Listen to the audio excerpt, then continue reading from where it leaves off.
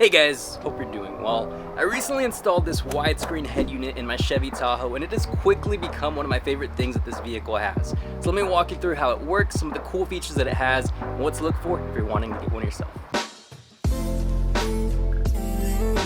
What are you up to? Now first things first, this is a Singleton widescreen head unit from Joy Auto. It is CarPlay, Android Auto, and Wi-Fi compatible. So I got this head unit for two reasons. One, it actually fixed an issue that I was having in that there's actually no double DIN dash kit for an OBS Chevy with a blue dash, which means you'd either need to custom fabricate your own or just cut up your factory dash, which I didn't really want to do. The other thing is that I recently swapped to a bench seat up front, so I wanted a screen that was easy to access, say if I have my girlfriend here in the middle or someone sitting in the passenger side. And what I found out is that this head unit has a ton of upside when it comes to entertainment because it allows you to stream, watch videos, and even play games. And it is super easy to use. Now, whenever you're starting up the vehicle, it's usually gonna take you to the last thing you were on. Me personally, I use CarPlay a lot, so it basically reconnects to CarPlay every single time. It is wireless CarPlay, so you're gonna get the CarPlay connection screen, and then from there it'll actually open up CarPlay. It usually takes about 5 or 6 seconds for the head unit to boot up, and then about 9 seconds to actually get to the CarPlay screen. However, this isn't what we're gonna be focusing on just yet, so let's go back right here.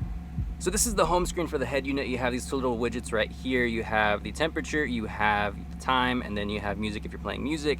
And these are just the apps that it's gonna show off just kind of by default. It is worth noting that these are customizable, so you can change these if you want. You can move around the apps, but if you wanna go to your other apps, you just tap right here, and it's gonna take you to your app library. There is a ton of apps already installed. You can see it's actually very, very quick. To me, it feels a little bit more like a tablet that's CarPlay compatible rather than a head unit, which I think is really, really cool. And the most common thing that people are gonna wanna do right off the bat is connect their phone to play music. You just tap Bluetooth right here, go to device discovery, you'll search right here and you'll be able to do it. Now my phone has already been connected, so it's gonna connect to it automatically every time, but this is where you would go if you wanna connect to your phone yourself. Now, as you can see, there's already a ton of apps on here. You even have a calculator, and this is where the head unit really starts to excel because as you can see right here, you do have the Google Play Store. So I was a little reserved initially because this head unit's gonna run you about $400.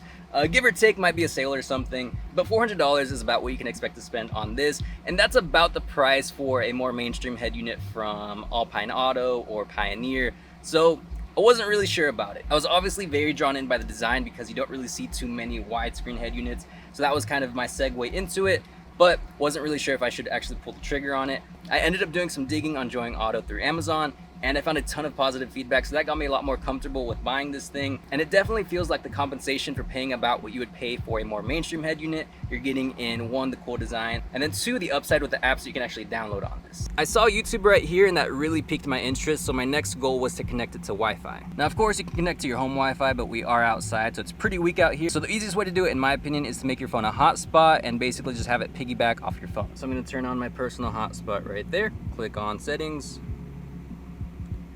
Wi-Fi.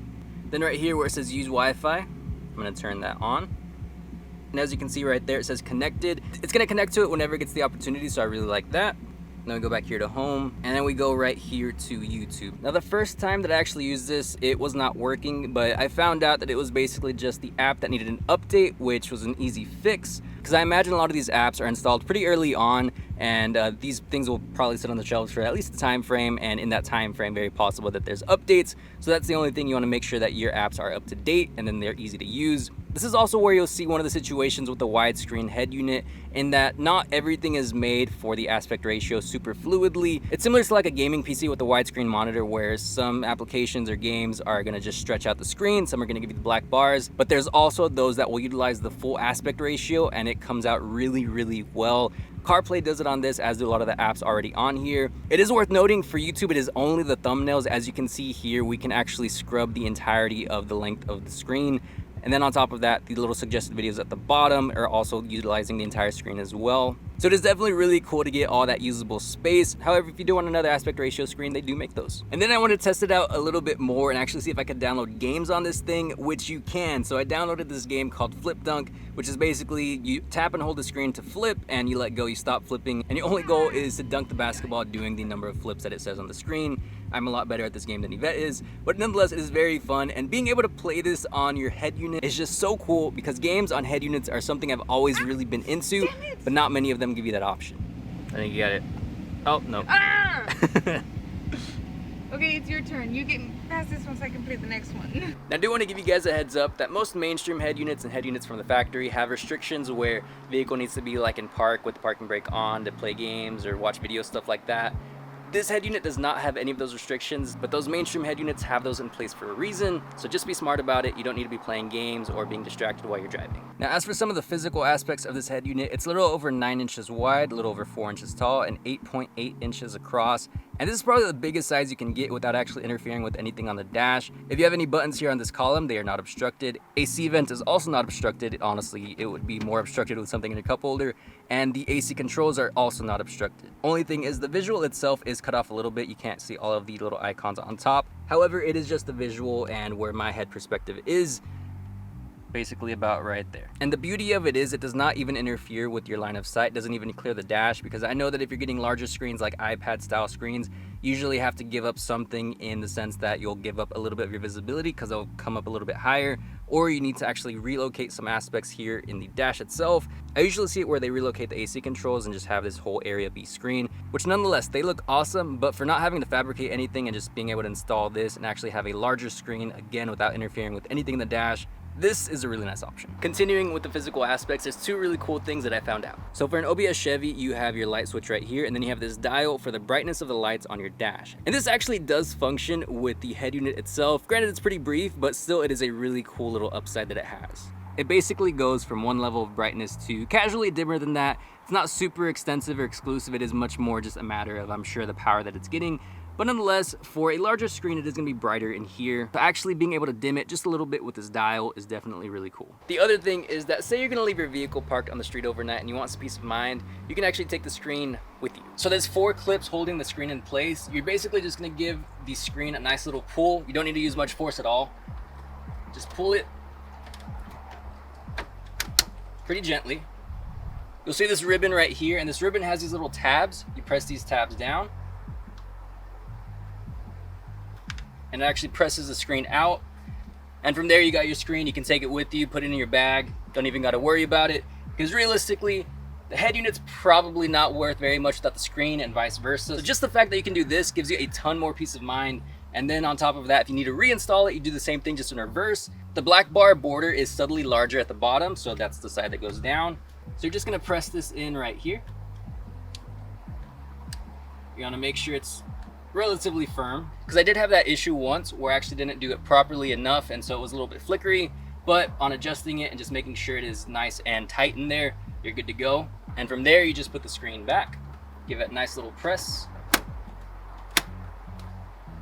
and there you go. Now, as for the CarPlay screen, utilizing the full aspect ratio, it is definitely really cool, because here at this homepage, usually you have the mini map, and this is actually usually pretty small, but in this scenario, it's about the size of a normal double din head unit. So being able to have that as your mini map while still having these extra bits, you know, the suggestions or directions, and then the music, I think is really, really cool. And then you go right here to your apps, and you'll actually see it has space for 10 apps as opposed to the usual 8.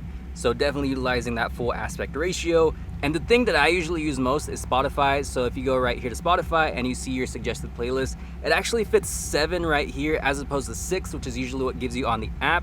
And then if you go down, you'll actually see the actual podcast. So you can see it fits a lot on the title screen. Granted, this one I don't want to give it like a discredit for, because this is just one of the longest podcast names I've ever seen. But past that, everything fits really, really well.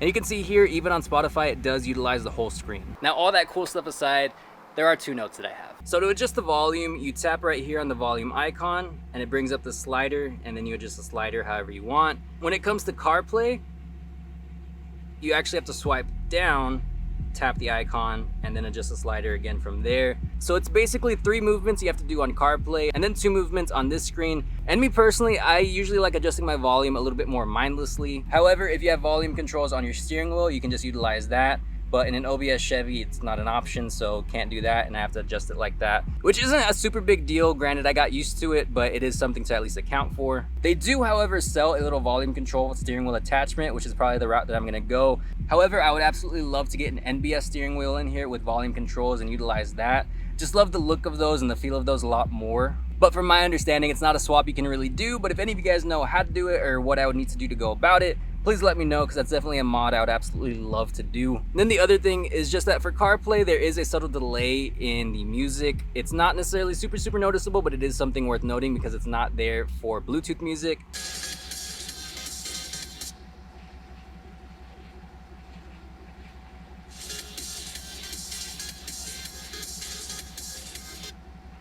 Not really a big deal, in my opinion. A very small price to pay for wireless CarPlay. Not gonna lie, the bar was pretty low for what I was going for. I just wanted something that could connect to my phone and play music and then look cool, and it does both of those amazingly. But that is the Singleton widescreen head unit from Enjoying Auto. Honestly, in my opinion, a very good deal, and I would probably get another one if I were to get another OBS Chevy. So that's gonna do it for this video, guys. Thank you so much for watching. I hope you have a great rest of your week, and I'll see you in the next one.